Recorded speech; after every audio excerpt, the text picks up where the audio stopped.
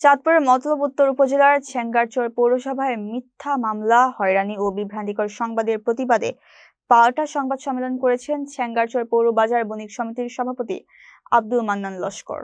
বৃহস্পতিবার সকালে বাজার বণিক সমিতির কার্যালয়ে এই সম্মেলন অনুষ্ঠিত হয়। লিখিত বক্তব্যে তিনি জানান, ঠাকুরঝড় গ্রামের আহমদ উল্লাহ তার বিরুদ্ধে সন্ত্রাসী ও চাঁদাবাজির যে অভিযোগ তুলেছেন তা সম্পূর্ণ মিথ্যা ও ভিত্তিহীন। মূলত তাকে সামাজিকভাবে হেয় প্রতিপন্ন করার উদ্দেশ্যেই এই ষড়যন্ত্র করা হচ্ছে।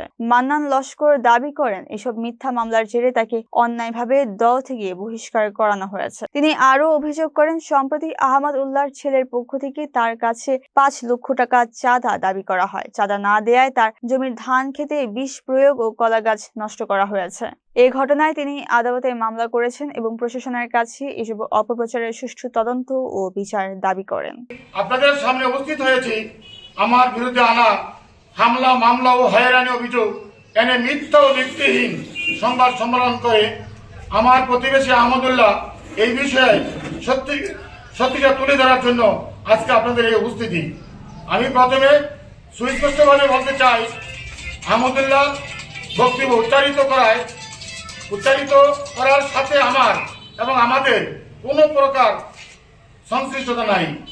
এটা সম্পূর্ণভাবে আমাকে সামাজিকভাবে হ্যায় প্রতিপন্ন করার জন্য, আমার মান সম্মান ক্ষুণ্ণ করার জন্য উনি এই সাংবাদিক সম্মেলন করেছেন।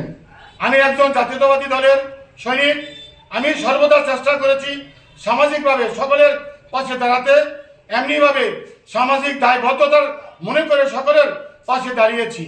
আমি সবার সুফল কামনা করি এবং আমার বিরুদ্ধে যে অভিযোগ এনেছে উনি আহমদুল্লাহ ছয়াল, উনি এরা ভিত্তিহীন এবং অসামাজিকভাবে